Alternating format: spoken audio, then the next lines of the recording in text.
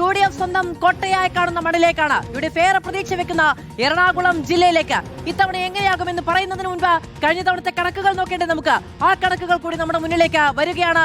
നിയമസഭാ തെരഞ്ഞെടുപ്പിൽ എങ്ങനെ വിധിയെഴുതി, തദ്ദേശത്തിൽ എങ്ങനെ വിധിയെഴുതി എന്ന കണക്കുകൾ. നിയമസഭയിൽ ആകെയുള്ള സീറ്റുകൾ 14 ആണ് എങ്കിൽ LDF-നൊപ്പം നിന്നത് 5, UDF-നൊപ്പം നിന്നത് 9 സീറ്റുകൾ. ആ 5, 9 എന്നത് തദ്ദേശത്തിലേക്ക് വരുമ്പോൾ എങ്ങനെ മാറി? ഒരു താരതമ്യവുമില്ല എന്നതാണ് പ്രിയ പ്രേക്ഷകരെ നമ്മൾ നോക്കേണ്ടത്. എറണാകുളം തദ്ദേശ തെരഞ്ഞെടുപ്പിൽ വിധി എഴുതിയത് നിയമസഭാ സീറ്റുകളായി പരിഗണിക്കുകയാണെങ്കിൽ 14-ൽ 14 UDF-നൊപ്പം. ഒരൊറ്റ സീറ്റിന്റെ ആനുകൂല്യം പോലും തദ്ദേശ തെരഞ്ഞെടുപ്പിൽ LDF-ന് എറണാകുളം ജില്ലയിൽ ഉണ്ടായില്ല. ഇതുപോലെ ഒരു ക്ലീൻ സ്വീപ്പ് ഉണ്ടാകുമോ നിയമസഭയിൽ എന്നതാണ് ചോദ്യം. അർജുൻ മട്ടന്നൂർ വിവരങ്ങളുമായി ചേരുകയാണ്. അർജുൻ, കളമശ്ശേരി അടക്കമുള്ള മണ്ഡലങ്ങളൊക്കെ വലിയ പ്രതീക്ഷ വെച്ച് പുലർത്തുന്നതാണ്. പക്ഷേ ടൈറ്റ് ഫൈറ്റ് ഉണ്ടെന്ന് LDF തന്നെ തുറന്ന് സമ്മതിക്കുകയും ചെയ്യുന്ന ഇടമാണ്. ക്ലീൻ സ്വീപ്പ് സാധ്യമാണോ UDF-ന്?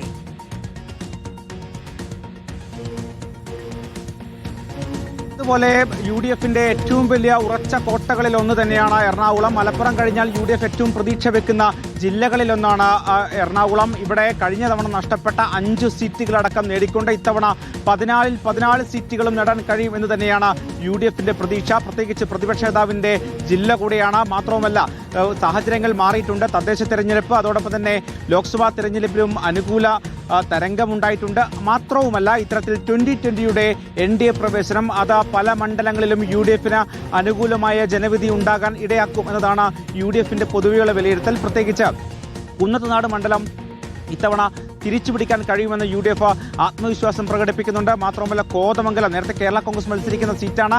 ഇത്തവണ കോതമംഗലത്തും അത്തരത്തിൽ നേട്ടമുണ്ടാക്കാൻ കഴിയും. കൊച്ചി, അതോടൊപ്പം തന്നെ വൈപ്പിൻ പോലും പിടിക്കാൻ കഴിയും. കളമശ്ശേരി അടക്കമുള്ള മണ്ഡലങ്ങൾ പിടിച്ചെടുക്കാൻ കഴിയും എന്നാണ് UDF-ന്റെ കണക്കുകൂട്ടൽ. മറുഭാഗത്താകട്ടെ ഇത്തവണ 3 മുതൽ 6 സീറ്റുകൾ വരെ നേടാൻ കഴിയുമെന്നാണ് LDF-ന്റെ കണക്കുകൂട്ടൽ. ഇതിൽ വൈപ്പിൻ, കളമശ്ശേരി, അതോടൊപ്പം തന്നെ കൊച്ചി സീറ്റുകൾ ഉറപ്പായും നേടാൻ കഴിയുമെന്ന് പറയുന്നു. തൃപ്പൂണിത്തറ ഇത്തവണ തിരിച്ചുപിടിക്കാൻ കഴിയുമെന്ന് LDF കണക്കുകൂട്ടുന്നു. അതോടൊപ്പം തന്നെ കുന്നത്തുനാട്, കോതമംഗലം എന്നീ മണ്ഡലങ്ങൾ ഇത്തവണ നിലനിർത്താൻ കഴിയുമെന്ന് പ്രതീക്ഷിക്കുന്നു. അത്തരത്തിൽ വലിയ കണക്കുകൂട്ടൽ തന്നെയാണ് LDF-ഉം ഉള്ളത്. പക്ഷേ സ്വാഭാവികമായും ഈ 2020-യുടെ മാറ്റം അത് വലിയ തോതിൽ പ്രതിഫലിക്കാൻ ജില്ലയിൽ ഉടനീളമുള്ള മണ്ഡലങ്ങളിൽ സാധ്യതയുണ്ട്. മാത്രമല്ല, ശരിയാണ് അർജുൻ പറഞ്ഞതുപോലെ ഇതൊരു കോൺഗ്രസ് കോട്ട എന്ന നിലയ്ക്ക് UDF പരിഗണിക്കുന്ന ഇടമാണ്. പക്ഷേ ടൈറ്റ് ഫൈറ്റുള്ള മണ്ഡലങ്ങൾ അനവധിയാണ്. എന്താണ് സംഭവിക്കുക എന്ന ആകാംക്ഷ നമുക്കുണ്ട്.